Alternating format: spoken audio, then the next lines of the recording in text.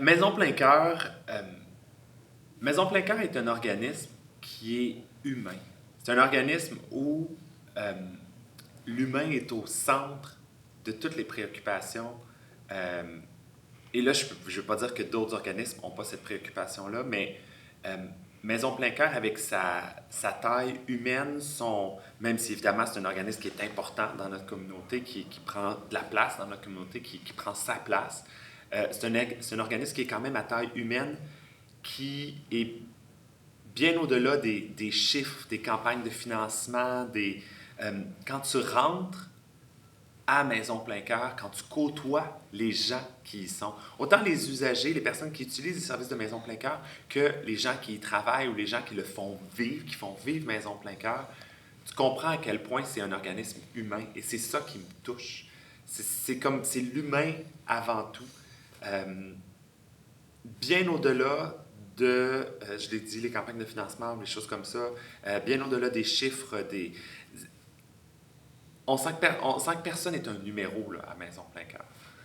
Puis aussi, bien entendu, parce que je veux, je veux que les gens comprennent que c'est pas fini la lutte contre le VIH et que des organismes comme Maison Plein Cœur sont encore nécessaires, pas juste euh, pour aller revendiquer je veux dire, les droits des personnes qui vivent avec le VIH, pas juste pour aller rappeler différents paliers de gouvernement que la lutte contre le VIH n'est pas finie, mais aussi parce que ça donne, ça donne, ça donne leur place aux personnes qui vivent avec le VIH. Euh, ils ont leur place, ils ont un endroit pour être eux, ils ont un endroit pour être avec des gens où euh, qui comprennent leurs besoins, avec des gens qui sont capables de leur offrir des services, des activités qui répondent réellement à leurs besoins de, euh, de personnes vivant avec le VIH. Les, les personnes qui offrent ces services-là à Maison Plein Cœur ont tellement une expertise par rapport au VIH qu'ils sont capables d'offrir des services parfaitement adaptés aux personnes qui utilisent ces services-là. Alors, je pense que c'est un bel organisme, c'est un organisme qui est humain et je pense qu'il faut juste pas avoir de cœur carrément pour pas que Maison Plein Cœur. Je pense que j'aurais pas de cœur si j'avais pas Maison Plein Cœur dans mon cœur. J'étais pas là pendant le début de cette pandémie-là, de cette crise-là, de cette. J'ai pas connu la persécution carrément là, des personnes qui vivent avec le VIH, envers les personnes qui vivent avec le VIH. J'ai pas connu ces années-là, mais je le vois quand même encore à quel point il y a une méconnaissance de ça, de bien des gens. Des gens dans la communauté qui devraient faire attention dans toute leur vie, là, pas juste dans leur pratique sexuelle, mais dans toute leur vie, justement parce que qu'ils s'imaginent que le VIH est plus là. Donc, ils devraient faire attention à une méconnaissance de ça. Il y a une méconnaissance des personnes qui, euh, dans la communauté ou en dehors de la communauté, vivent pas avec le VIH et qui euh, ont à côtoyer des personnes qui vivent avec le VIH. Puis, euh, il y a encore une méconnaissance de c'est quoi cette maladie-là. C'est sûr qu'on n'est plus. Heureusement, ça a évolué, puis les gens pensent plus que ça s'attrape en se touchant ou en s'embrassant ou en se donnant une accolade. Là. On n'est pas dans ça. Mais il y a quand même une problématique à savoir.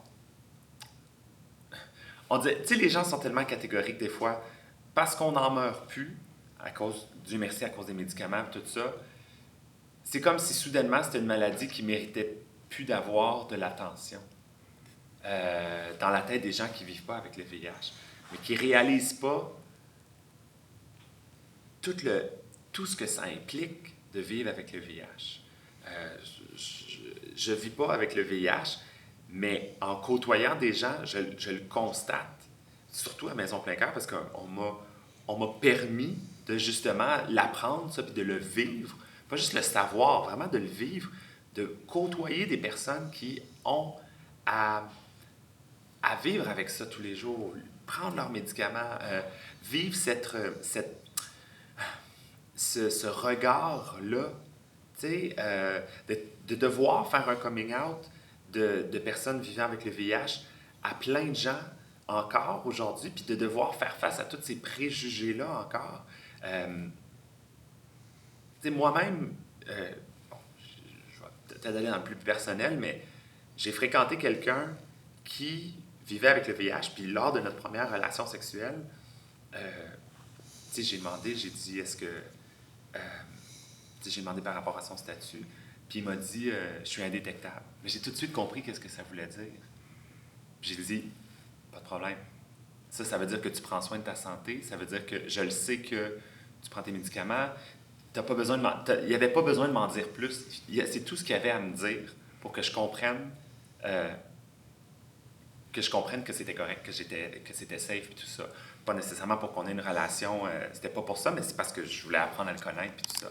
Mais bref, j'ai compris c'était quoi. Et j'ai pas eu cette peur-là que malheureusement bien des gens encore auraient. Parce que c'est indétectable, ça veut dire quoi ça, indétectable? Ben, ça veut dire que je suis séropositif. Oh, puis là, il y a cette crainte-là, soudainement, de l'autre.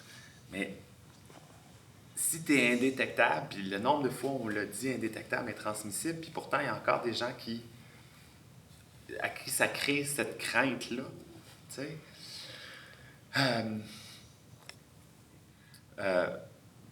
Pour plein de sujets aussi, là, autres que le VIH. Moi, c'était mon but, je pense, quand j'ai commencé. J'adore faire de la scène, j'adore être... Mais je me suis, dès les premières années, quand j'ai compris que j'allais peut-être faire ça pour plus qu'un passe-temps ou que plus que juste 1 an ou 2 ans, tu sais, que j'ai compris que ça allait peut-être être une carrière. Moi, c'était mon but d'avoir cette vitrine-là pour dire, passer des messages, dire des choses.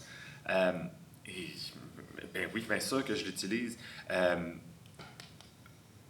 pour faire prendre conscience aussi de...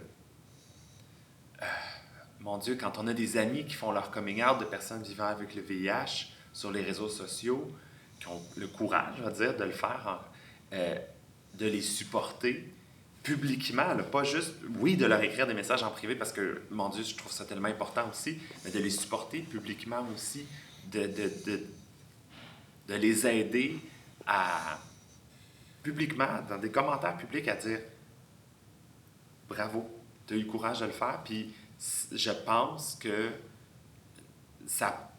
Je ne veux pas dire que ça prend des gens qui font leur coming out, c'est pas ça que je veux dire, de personnes vivant avec le VIH, là, c'est pas ça que je veux dire, mais je veux dire que ces personnes-là doivent quand ils ont le courage de le faire, ils doivent se sentir supportés par plein de gens, par tout le monde. Puis moi, je suis très chanceuse d'avoir... Barbada est très chanceuse d'avoir cette vitrine-là pour que les gens l'écoutent finalement. Puis que, tu comprends, quand j'ai la chance d'avoir...